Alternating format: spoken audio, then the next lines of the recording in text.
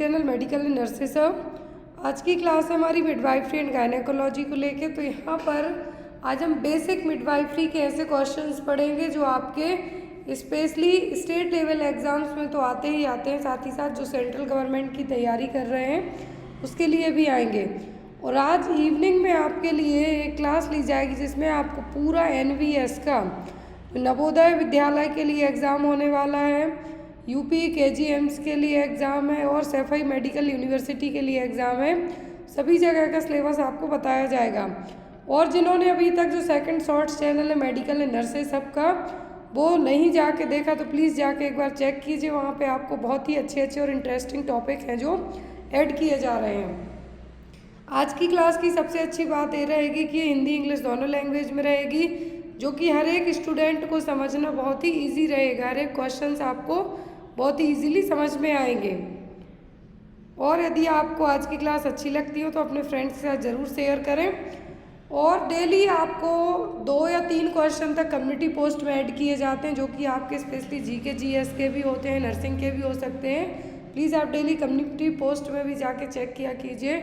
In case vacancy का notification मैं update channel पर नहीं कर पाती, वीडियो फॉर्मेट पर नहीं ला पाती हूँ, तो आपको वहाँ पर पूरा जो जहाँ से आपको फॉर्म भरना है तो उसकी लिंक मिल जाएगी या आपको एक स्क्रीनशॉट मिल जाएगा जहाँ से आप चेक कर सकते हैं कि कहाँ और वैकेंसी आई हुई है। तो आज की क्लास का फर्स्ट क्वेश्चन है, आपको बहुत ही ईजी क्वेश्चन है।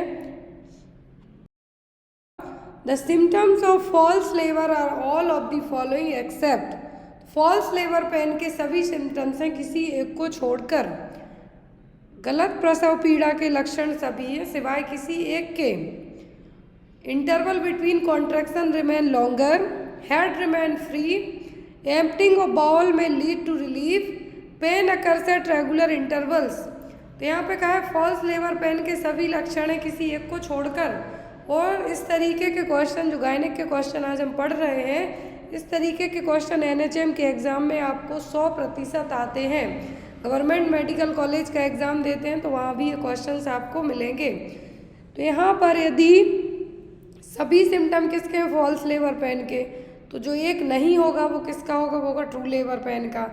फर्स्ट ऑप्शन है कि interval between contraction remain longer. तो ऐसा बिल्कुल जो फॉल्स लेबर पेन आते हैं कि एक बीच में एक कॉन्ट्रैक्शन आए, बीच में अच्छा खासा गैप हो जाएगा तो ये होता है, बाकी ट्रू लेबर पेन में नहीं होता है। हेड रिमेन फ्री ये भी रहेगा। एम्प्टिंग ऑफ बाउल में lead to relief, that means कि आप यूरिन पास कर आए या फिर आप फ्रेश होके आ गए, तो आप ऐसे केस में आपका बाउल ब्लैडर यदि दोनों खाली है तो भी आपको रिलीफ मिलेगा, आप लेट गए तो भी रिलीफ मिलेगा। लेकिन रेगुलर इंटरवल में फॉल्स लेबर पेन कभी भी नहीं आते हैं। जो ट्रू लेबर पेन होते हैं वो हमेशा किस में आएंगे, आपके रेगुलर इंटरवल में बैक साइड से स्टार्ट होंगे, वो आपके ट्रू लेबर पेन होंगे। आपके लिए साथ ही साथ जो ब्लड शो देखने को मिलेगा वो भी आपका ट्रू लेबर पेन का साइन होगा। फीटल मूवमेंट देखने को नहीं मिलती है ट्रू लेबर पेन में, बाकी फॉल्स लेबर पेन में आपको फीटल मूवमेंट फील होगी, लेकिन जब ट्रू लेबर पेन आते हैं तो फीटल मूवमेंट आपको फील नहीं होती है। क्लियर? तो यहाँ पे क्वेश्चन यही था कि सभी फॉल्स लेबर पेन के लक्षण हैं किसी एक को छोड़कर, तो होगा कि pain occurs at regular interval, जो कि ट्रू लेबर पेन का साइन है। Next one is the cause of pain in labour is due to all of the following factors except. तो यहाँ पर जब आपको लेबर पेन आते हैं तो लेबर पेन का सभी रीजन हो सकते हैं किसी एक को छोड़कर। Myometrial ischaemia during contraction, inefficient sedation, cervical stretching during dilatation, peritoneal stretching over the fundus. तो जब आपका लेबर पेन स्टार्ट होता है तो पेन तो आपका होगा ही, और उसका रीज़न होता है क्या, कॉन्ट्रैक्शन का आना, जिसके कारण सर्विक्स डायलेट हो रही है। फर्स्ट में क्या कहा है, myocardial ischaemia during the contraction, तो ये बिल्कुल होता है, इसीलिए आपको लेबर पेन होगा। दूसरा फिर यहाँ पर है कि cervical stretching during the dilatation है, सर्विक्स स्ट्रेच होगी डायलेशन के लिए, सर्विक्स पूरी 10 सेंटीमीटर डायलेट होने के लिए तो दर्द आपको होगा। जो पेरिटोनियल भी स्ट्रेच होगी क्योंकि जो फंडस है नीचे की तरफ आएगा, मतलब बेबी बाहर आने के लिए पेरिटोनियल स्ट्रेचिंग भी होगी, इस कारण से भी दर्द होगा। लेकिन जो यहाँ पर आपका एक्सेप्ट करके आंसर आएगा वो होगा इनएफिशिएंट सेडेशन। क्या है? Inefficient. Disappearance of cervix during labour is called. प्रसव के दौरान गर्भाशय ग्रीवा के गायब होने को क्या कहा जाता है? डायलिटेशन, रेपनिंग, इफास्टमेंट या फिर लेटिंग डाउन? क्या कहा जाएगा? Cervix, disappearance of cervix. Cervix है जो लेबर की टाइम पे गायब होने का कहा जा रहा है। डिसअपियर, डिसअपियर के लिए यहाँ पर जो टर्म यूज़ किया गया है वो क्या होगा? तो ये होगा इफास्टमेंट के कारण। किसके कारण? इफास्टमेंट के कारण। इफास्टमेंट का मतलब है कि सर्विक्स इतनी ज़्यादा स्ट्रेच होगी और थिन होगी, इसके कारण दिखेगी नहीं। क्या है? इफास्टमेंट में सर्विक्स क्या होगी? बहुत ज़्यादा स्ट्रेच होगी, तब तो आपका 10 सेंटीमीटर सर्विक्स का मुंह ओपन होगा, तब तो बेबी बाहर आएगा। सर्विक्स की स्ट्रेचनिंग के कारण सर्विक्स का थिन होना, या फिर सर्विक्स का जो मुंह ओपन, सर्वाइकल ओस ओपन होगा, जिसको सर्वाइकल ओपनिंग कहेंगे, या फिर सर्विक्स ओस की ओपनिंग कहेंगे, या फिर सर्विक्स का मुंह खुलना कहेंगे हम, तो उसके लिए क्या कहा गया है? इफास्टमेंट। जब इतनी स्ट्रेच होगी 10 सेंटीमीटर तक के लिए, तो इसके कारण क्या हो जाएगी? थिन होगी। थिन होगी तो प्रॉपर उतनी विजिबल नहीं होगी, इसके लिए कहा है disappearance of cervix, that means the effacement. Clear? Next one is, effacement का मतलब होता है थिन और स्ट्रेचिंग। क्या है? थिन और stretching. Next one is a graphical representation of the progress of labour in which cervical dilatation and descent of head is plotted against time is called। तो एक ग्राफिकल रिप्रेजेंटेशन है जिसमें labour की progress रहेगी कि cervix कितनी dilate हुई है, कितना हेड डिसेंट हुआ है और कितना टाइम अभी लग सकता है। तो ये सब चीज़ें चेक की जाती हैं किसमें? इलेक्ट्रोकार्डियोग्राम में, पार्टोग्राम में, वाइटल ग्राफ में कि लेबर ग्राफ में। तो ग्राफिकल रिप्रेजेंटेशन पूछे वो भी लेबर में, तो आपका एक ही आंसर होना चाहिए, वो होगा आपका पार्टोग्राम और पार्टोग्राफ, जिसमें फीटस की जो हार्ट रेट रहेगी, कितना सर्विक्स डायलेट हो रहा है, कितने कॉन्ट्रैक्शंस आ रहे हैं, यूट्राइन कॉन्ट्रैक्शन, वो सब चीज़ें यहाँ पे नोट की जाएंगी। तो क्या है यहाँ पर? Partogram. Next is during active phase of labour head is delivered by. Active phase of labour में यदि हेड डिलीवर होता है वो क्या है? फ्लेक्शन है, एक्सटेंशन है, एबडक्शन है कि नन ऑफ द अबव? यहाँ पर सभी कार्डिनल मूवमेंट ऑफ लेबर, मतलब कार्डिनल मूवमेंट में कि बेबी किस तरीके से बाहर आएगा, रेस्टिट्यूशन देखने को मिलेगा, एक्सटेंशन होगा, फ्लेक्शन होगा, तो सभी चीज़ें होंगी। तो यहाँ पर एक्टिव फेज ऑफ लेबर में, किसमें? एक्टिव फेज ऑफ लेबर की बात की जा रही है। तो एक्टिव फेज ऑफ लेबर में जब बेबी क्या होगा? हेड डिलीवर होगा। किसका? बेबी का हेड डिलीवर होगा, तब उसके लिए आप क्या टर्म यूज़ करेंगे? तब टर्म यूज़ किया जाएगा एक्सटेंशन। क्या होगा? Extension.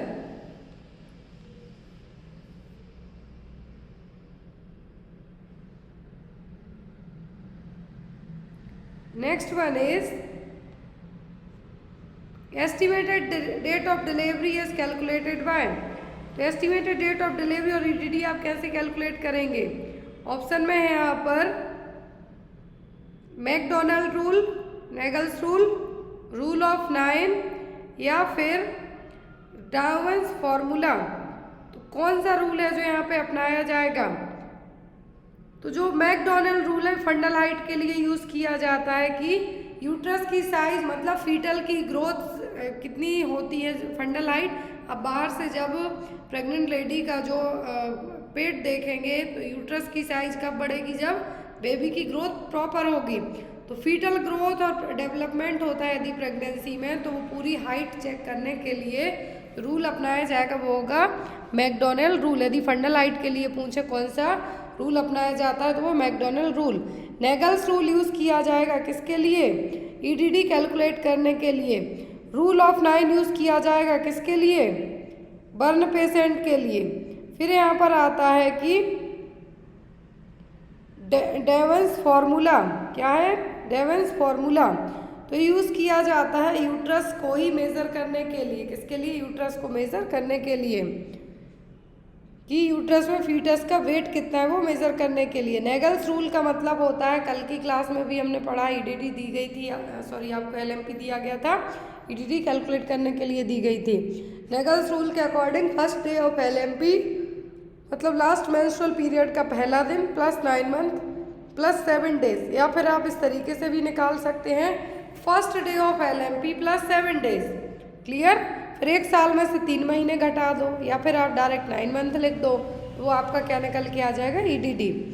Next one is the nausea and the vomiting which generally starts around 4 to 6 week of pregnancy is. मतली और उल्टी जो आमतौर पर गर्भावस्था के 4 से 6 सप्ताह के आसपास शुरू होती है, उसे क्या कहा जाता है? नोजिया वॉमिटिंग स्टार्ट होती है जो 4 to 6 वीक की प्रेगनेंसी में, उसको क्या कहेंगे हम? एमनोरिया, मॉर्निंग सिकनेस, गैलेक्टोपोइसिस या फिर अर्ली सिम्टम्स। तो एमनोरिया का मतलब तो होगा एब्सेंस ऑफ मेंस्ट्रुएशन, पीरियड्स ही नहीं आ रहे। मॉर्निंग सिकनेस क्या है? नोजिया वॉमिटिंग हो रही है यदि 4 to 6 वीक की प्रेगनेंसी में, ये कहलाएगा मॉर्निंग सिकनेस। और इसके लिए यदि मेडिकल टर्म में हम बात करें तो क्या होगा? Hyper emesis gravidarum. क्या होगा?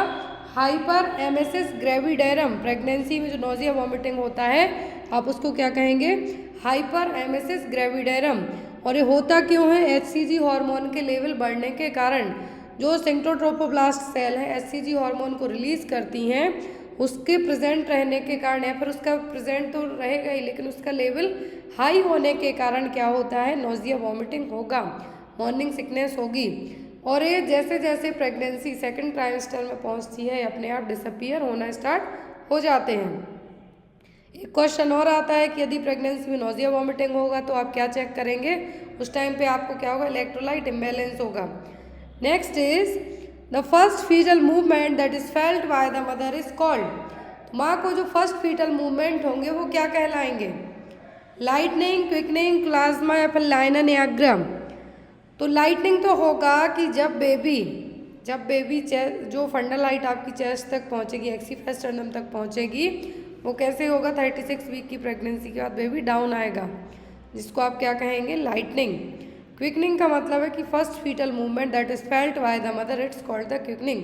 माँ को अपने बच्चे की जो हलचल फील होगी, भ्रूण की जो उसके यूट्रस में जो बेबी है उसकी हलचल फील होगी, वो कहलाती है क्विकनिंग। और ये मल्टीग्रेविडा में 16 वीक में और प्रीमी में 20 वीक की प्रेगनेंसी में फील होना स्टार्ट हो जाती है।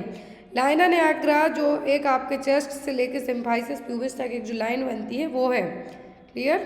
कोलाज्मा प्रेगनेंसी में जो फेस पर जो चीक्स, नोज और फोरहेड पर आपको एक तरीके से हमें कहेंगे स्पॉट टाइप से आ जाते हैं, वो क्या कहलाते हैं? कोलाज्मा, जिसको प्रेगनेंसी फेस मास्क भी कहा जाता है।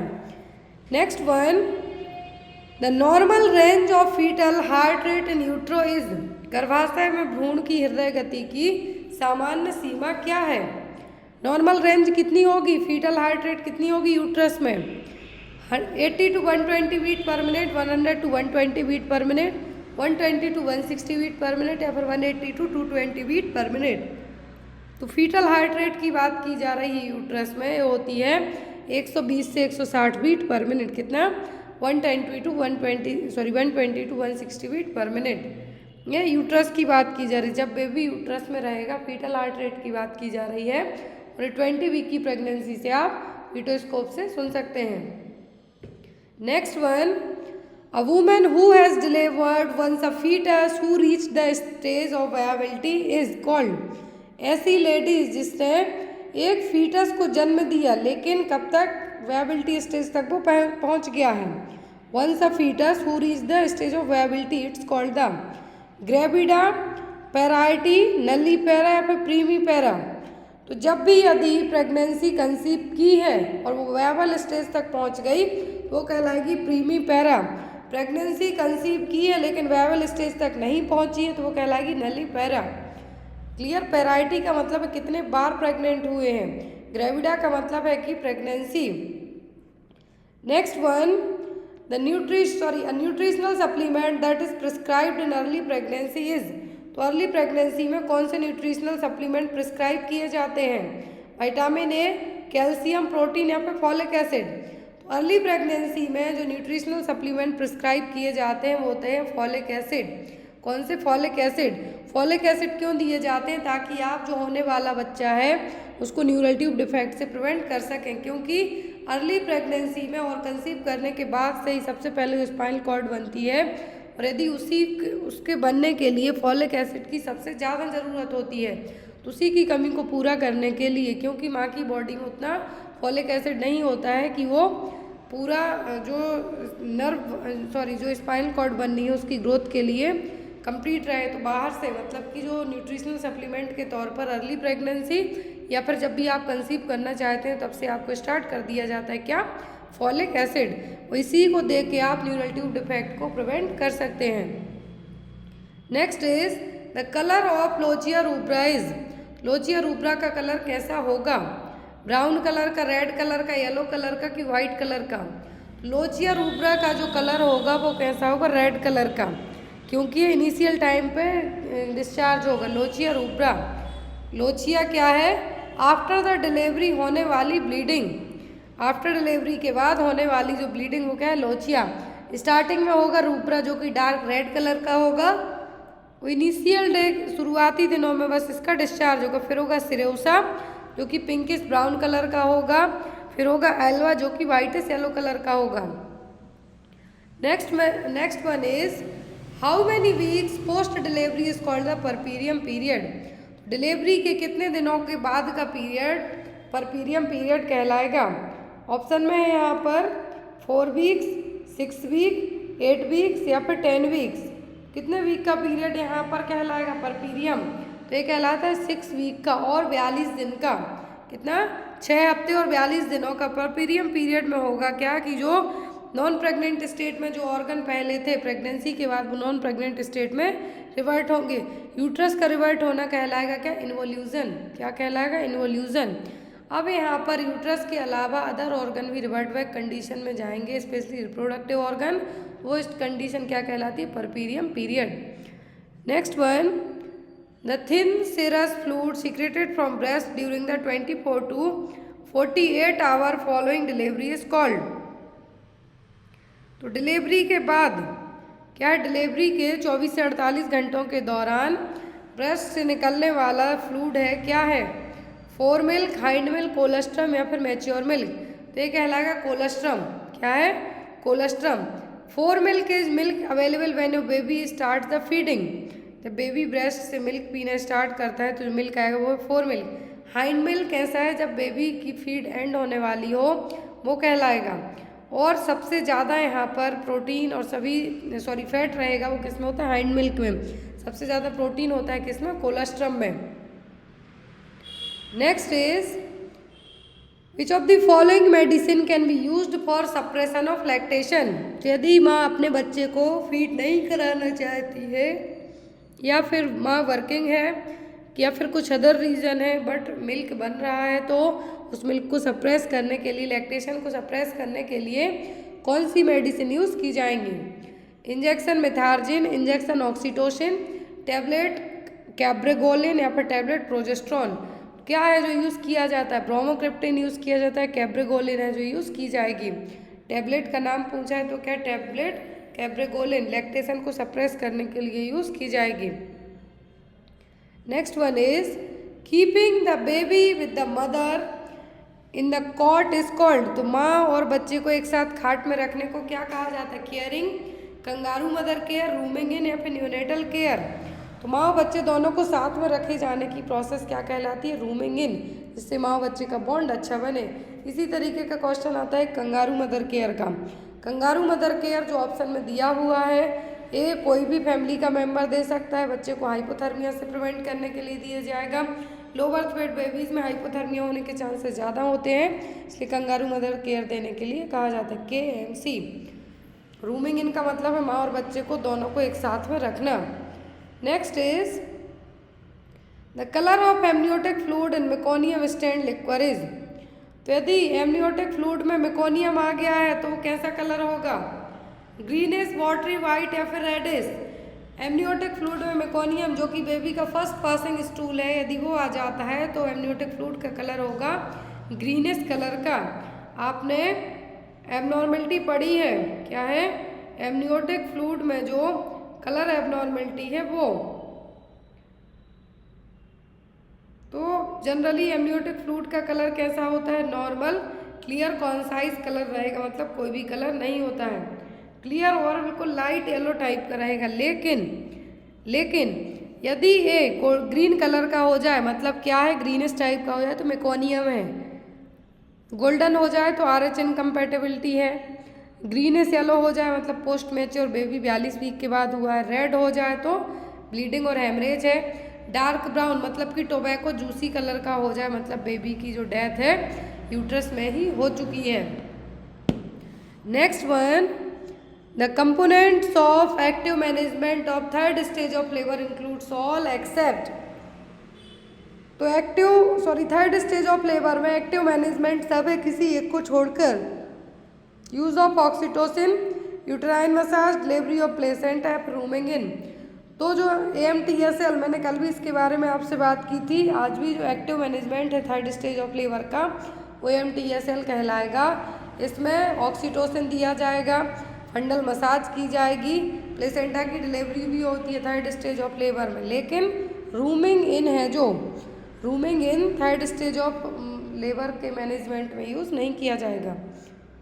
Next is during labour injection oxytocin has to be administered intravenously in which of the following way. तो यहाँ पर ऑक्सीटोसिन दिया जाता है इंजेक्टेबल फॉर्म में IV रूट से। कौन से रूट से दिया जाएगा, बोलस फॉर्म में, इंट्रावीनस इन्फ्यूज़न, फास्ट पुश या फिर IM। तो इंट्रावीनसली दिया जाएगा किस फॉर्म में, तो ये दिया जाएगा IV इन्फ्यूज़न के फॉर्म में। कैसा, इंट्रावीनस इन्फ्यूज़ है जो किया जाएगा और स्लोली इन्फ्यूज़ किया जाएगा, फास्ट पुश नहीं किया जाएगा। Next one, if the placenta is not delivered within 30 minutes of delivery the baby it is called as. यदि प्लेसेंटा बेबी की डिलीवरी को हुए 30 मिनट हो गए और तब तक बाहर नहीं आया तो आप इसको क्या कहेंगे, placenta praevia, postpartum haemorrhage, retained placenta या फिर प्लेसेंटा इस्चीमिया। की डिलीवरी को हुए 30 मिनट हो गए तब तक बाहर नहीं आता है, तब आप इसको क्या कहेंगे, placenta previa, PPS, retained placenta या फिर प्लेसेंटा इस्चीमिया। तो यदि प्लेसेंटा बच्चे की डिलीवरी को हुए 30 मिनट तक हो गए और नहीं आया तब वो कहलाएगा रिटेंड प्लेसेंटा। क्या, रिटेंड प्लेसेंटा। रिटेंड प्लेसेंटा और जो पोस्टपार्टम हेमरेज है सेकेंडरी PPH, प्राइमरी के लिए तो यूटेराइन एटोनिसिटी है जो मेनली रिस्पॉन्सिबल होगा, लेकिन जो सेकेंडरी PPH का कॉज होता है उसके लिए रिस्पॉन्सिबल होता है कौन, रिटेंड प्लेसेंटा। रिटेंड प्लेसेंटा का मतलब है प्लेसेंटा के कुछ पार्ट बाहर आ गए लेकिन कुछ प्लेसेंटा अंदर रह गया, रिमेन रह गया, तो वो कहलाएगा रिटेंड प्लेसेंटा। और प्लेसेंटा प्रीविया का मतलब है कि प्लेसेंटा जनरली कहाँ पे होना चाहिए, सेंटर पार्ट में अटैच ना होके लोअर साइड अटैच हो जाए। क्लियर, तो ये क्या है, placenta praevia. Next is if the placenta is not delivered within 30 minute of delivery then it can be removed by. तो यदि प्लेसेंटा 30 मिनट तक डिलीवर नहीं हुआ, मतलब रिटेंड प्लेसेंटा है, तो यहाँ पर आप इसको कैसे रिमूव करेंगे, by control traction, manual method, surgery या फिर नन ऑफ द अबव।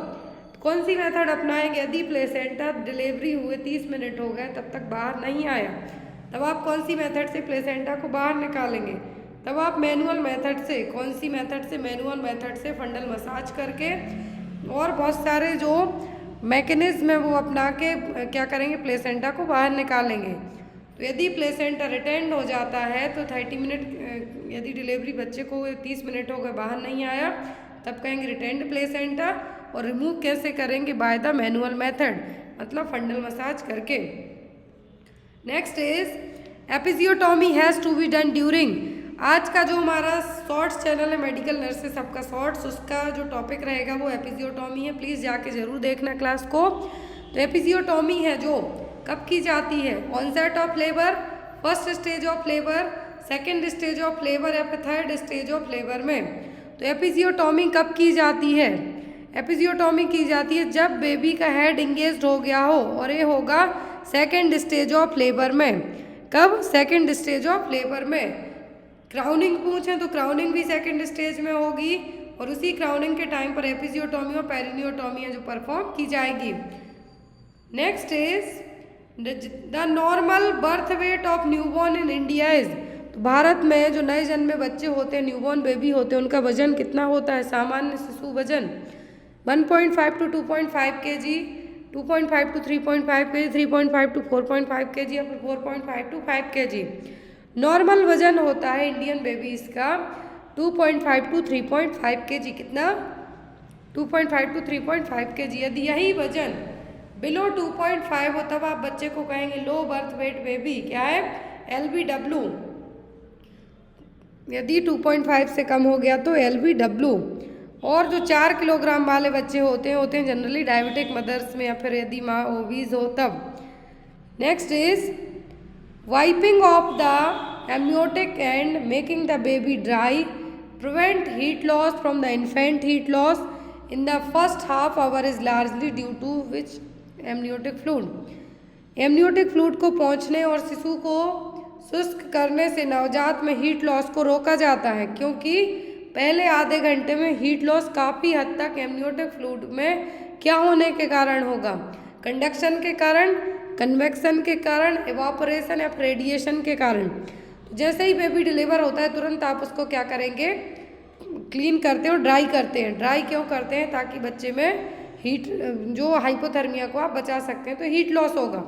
अब हीट लॉस होगा फर्स्ट हाफ एन आवर की बात की जा रही है। जो एमनियोटिक फ्लूइड में से बच्चा बाहर आया है तो एमनियोटिक फ्लूइड किसके थ्रू बाहर निकलेगा? होगा एवापोरेशन के थ्रू। किसके थ्रू? एवापोरेशन के थ्रू। और इसी टाइम पर बच्चे को सबसे ज़्यादा हाइपोथर्मिया होने के चांसेस भी रहते हैं। यदि बच्चा फुल टर्म नॉर्मल वेट में हुआ है तो कम चांस होंगे। यदि बच्चा कम वजन का हुआ है तो बच्चे में सबसे ज़्यादा हाइपोथर्मिया होने के चांसेस रहेंगे। तो जो एमनियोटिक फ्लूइड है किस वे से बाहर निकलेगा? तो होगा एवापोरेशन के द्वारा। Next is when should breast feed started. Breast feeding कब स्टार्ट करनी चाहिए? 24 hour after birth, 12 hour after birth, 1 hour after birth या फिर none of the above. Breast feeding start करनी चाहिए डिलीवरी के विदिन 30 मिनट, लेकिन ऑप्शन में 1 आवर है तो आप इसको मार्क कर सकते हैं, या फिर एज सुन एज पॉसिबल है तो उसको भी मार्क कर सकते हैं। ब्रेस्ट फीडिंग यदि नॉर्मल वेजाइनल डिलीवरी हुई है तो 30 मिनट, यदि सिजेरियन सेक्शन हुआ है तो 1 our.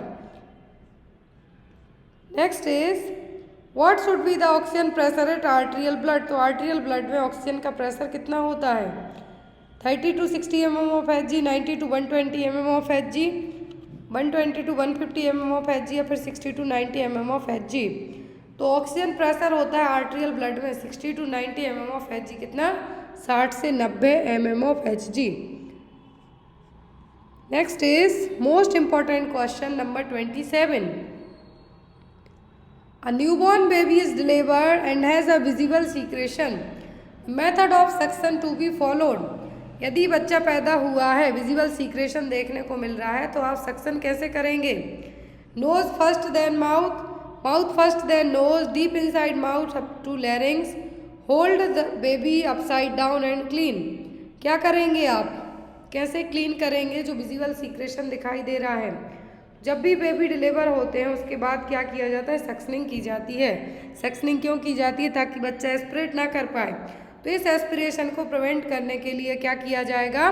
Mouth first and then the nose. पहले माउथ की सक्शनिंग की जाएगी, फिर नोज की जाएगी। माउथ की क्यों? क्योंकि बच्चा जो फ्लूइड है उसको एस्पिरेट ना कर पाए, इसलिए। क्लियर? तो पहले माउथ की सक्शनिंग करना है, देन आफ्टर द नोज की। Next is white cheesy material on the skin of newborn present at birth is called. जब भी न्यूबॉर्न बेबी पैदा होते हैं उनकी पूरी बॉडी पे वाइट कलर का चीज जैसे एक सब्सटेंस लगा होता है, चिपचिपा, तो वो क्या है? लेन्यूगो, वर्निक्स एजोसा, एमनियोटिक फ्लूइड या फिर ब्राउन फैट। तो यहाँ पर जो लेन्यूगो है बेबी में, जो बहुत सॉफ्ट टिनी हेयर होते हैं, वो है एमनियोटिक फ्लूइड। तो ये फ्लूइड ही है। फिर यहाँ पर जो बच्चे के लिए फेस पे बहुत ही छोटे छोटे हमें कहेंगे बहुत टिनी हेयर होंगे, वो कहलाएंगे लेन्यूगो, इसको रोम कहेंगे आप। और जो वर्निक्स एजोसा है वो क्या है? बच्चे की बॉडी पर जो चीज़ी सब्सटेंस लगा हुआ है वो।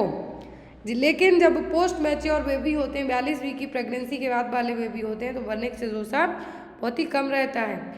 लेन्यूगो का मतलब क्या है कि बच्चे के हाथ पैर पीठ में बैक में बहुत छोटे छोटे फाइन सॉफ्ट हेयर होते हैं, वो हैं।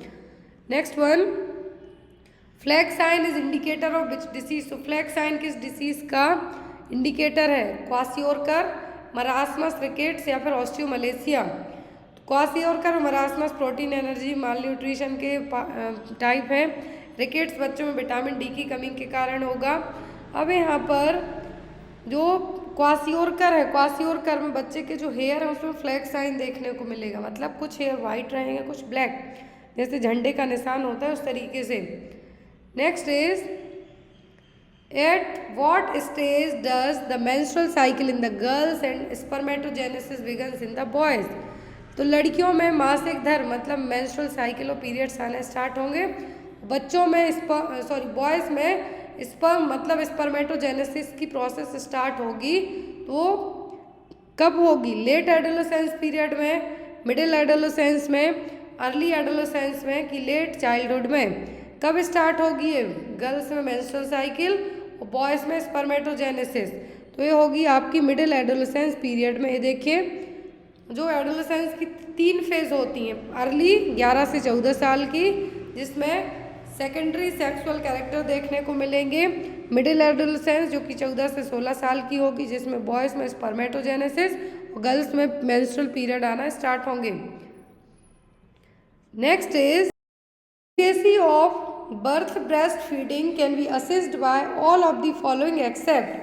तो जब बच्चा जन्म के बाद है जो ब्रेस्ट फीडिंग करता है, तो सभी चीज़ों से आप उसकी एडुकेसी का अंदाज़ा लगा सकते हैं किसी एक को छोड़कर। Pass urine 6 to 8 hours per day, sleep for 2 to 3 hours after later feed, gains weight adequately, crosses birth weight by 3 days। तो यदि आपको प्रॉपर से ब्रेस्ट मिल्क बन रहा है और आपका बच्चा फीड करता है, तो आफ्टर दैट उस फीडिंग के बाद आप कैसे पता करेंगे कि बच्चे को प्रॉपर मिल्क मिल रहा है? सभी चीज़ें होंगी किसी एक को छोड़कर। Pass urine 6 to 8 hours per day होगा, बच्चा एक फीड लेने के बाद एटलीस्ट 2 घंटे तो सोता ही सोता है। गेन वेट एडिक्वेटली, बच्चे का वजन धीरे धीरे बढ़ेगा।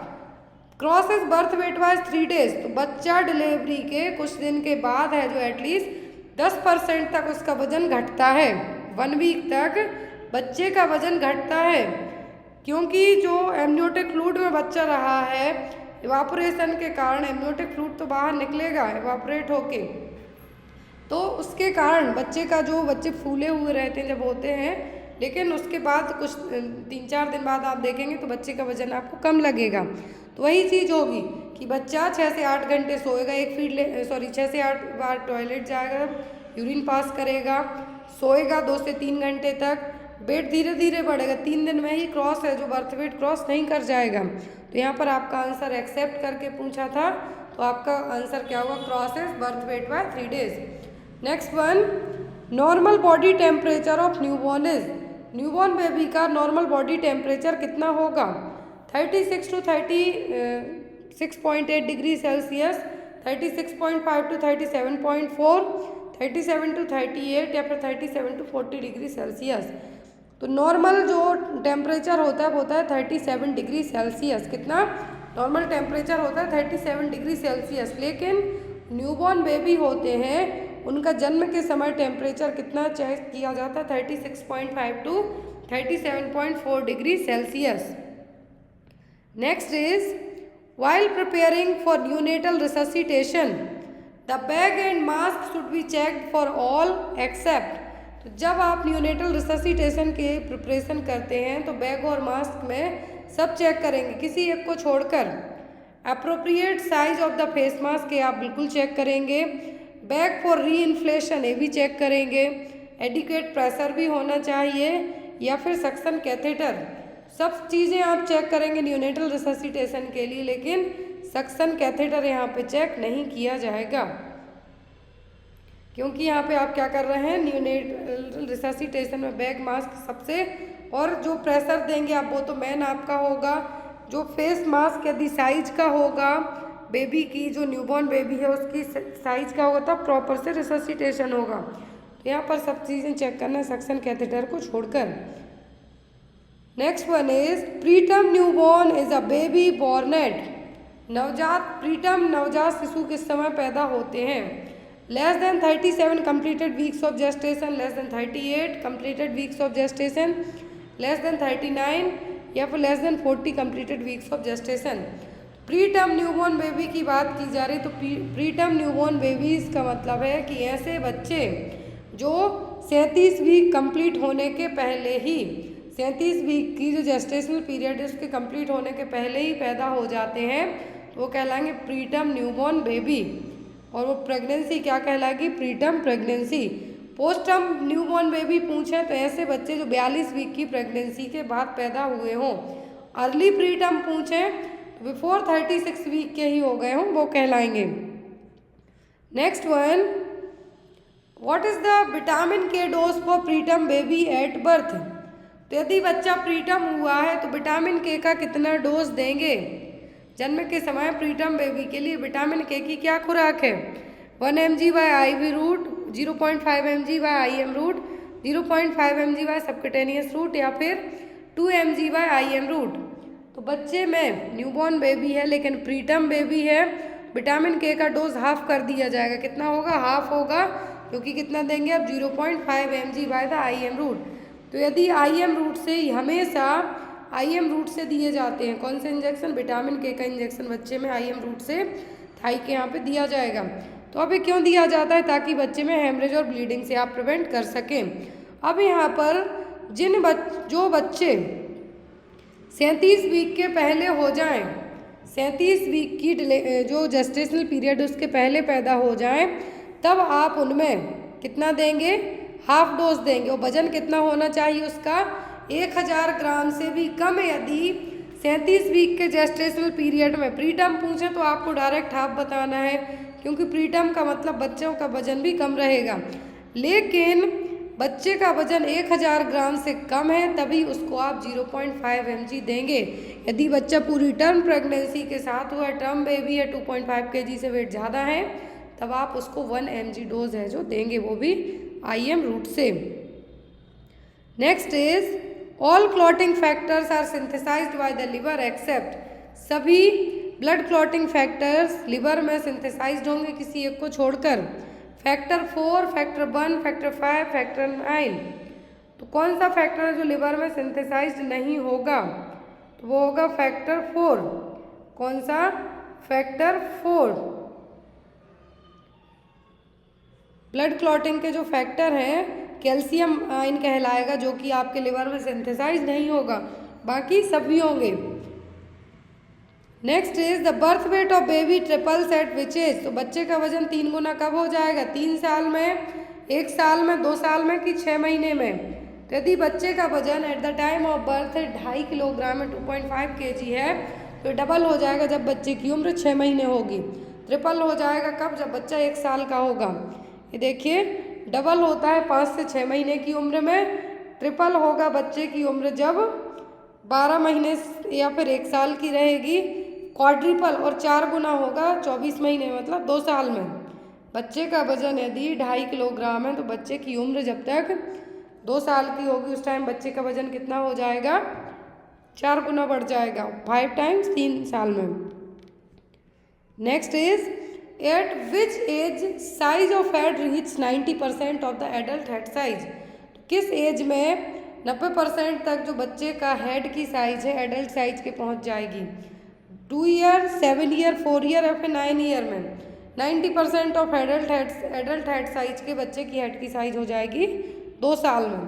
कब में? 2 साल में। नेक्स्ट है यहाँ पर Arjun award is given in which field? यहाँ पर 3 या 4 क्वेश्चन जीके के भी ऐड हैं। अर्जुन अवार्ड है जो किस फील्ड में दिया जाता है? Exceptional service in emergency, bravery on battle field, outstanding performance in sports या फिर एक्सेप्शनल सर्विस इन स्लम्ड लेबर्स। तो यहाँ पर अर्जुन पुरस्कार दिया जाता है आपके खेल में आपने एक सर्वोच्चतम सबसे आउटस्टैंडिंग परफॉर्मेंस दी है तब। Next is the first Indian to receive Nobel prize in literature was? तो इंडिया से नोबेल प्राइज पाने वाले सबसे पहले भारतीय कौन थे? Mother Teresa, CV Raman, Rabindranath Tagore या फिर सरोजनी नायडू। तो किसको सबसे पहले नोबेल प्राइज़ मिला था लिटरेचर में? तो मिला था रविंद्रनाथ टैगोर को 1930 में। कब? 1913 में। Next one is which of the following disease is not caused by the bacteria? कौन सी डिसीज है जो बैक्टीरिया से नहीं होगी? वूफिंग कफ, टाइफाइड, मलेरिया, फिर none of the above. Typhoid salmonella typhi से होगा। वूफिंग कफ होगा किससे? पर्ट्यूसिस से। अब यहाँ पर जो मलेरिया है किससे होगा? मच्छर के काटने से। बॉर्डिटेला पर्ट्यूसिस से वूफिंग कफ और पर्ट्यूसिस होगा। टाइफाइड साल्मोनेला टाइफी से। नेक्स्ट एंड लास्ट क्वेश्चन जिसका आंसर आप लोग कमेंट बॉक्स में देंगे, क्वेश्चन नंबर 42। आज की क्लास में आपको नंबरिंग भी दी गई है। The famous Dilwara temple is located in. तो दिलवारा टेम्पल कहाँ पर है? ऑप्शन में राजस्थान, यूपी, एमपी या फिर असम में। तो कहाँ पर है दिलवारा टेम्पल? तो ये राजस्थान के माउंट आबू में। कहाँ पर? राजस्थान के माउंट आबू में। और यहाँ पर आज का तो ये मैंने आपको खुद ही आंसर दे दिया। आज का जो क्वेश्चन आपके लिए है वो ये रहा, BC Roy award is given in the field of. तो BC रॉय अवार्ड किस फील्ड में दिया जाता है? म्यूजिक, जर्नलिज्म, मेडिसिन या फिर स्पोर्ट्स। ये क्वेश्चन जितने भी यहाँ पर हैं स्पेशली NHM में तो ये इतने बार रिपीट हुए हैं। आप चाहें तो पुराने पेपर से एक बार चेक कर सकते हैं। जो भी लोग NHM की तैयारी कर रहे हैं आपको 23 और 24 सेट ऑफ पेपर्स अवेलेबल हैं, जिसमें आपके 12 पेपर UP NHM के रहेंगे, 3 पेपर MP NHM के रहेंगे और बाकी जो रिमेनिंग हैं अदर अलग अलग स्टेट के पेपर रहेंगे। तो जो भी लोग उन पेपर्स को लेना चाहता है डायरेक्ट मेरे व्हाट्सएप नंबर पे कांटेक्ट करके उन पेपर्स को परचेज कर सकता है। So thank you for watching us. Bye bye.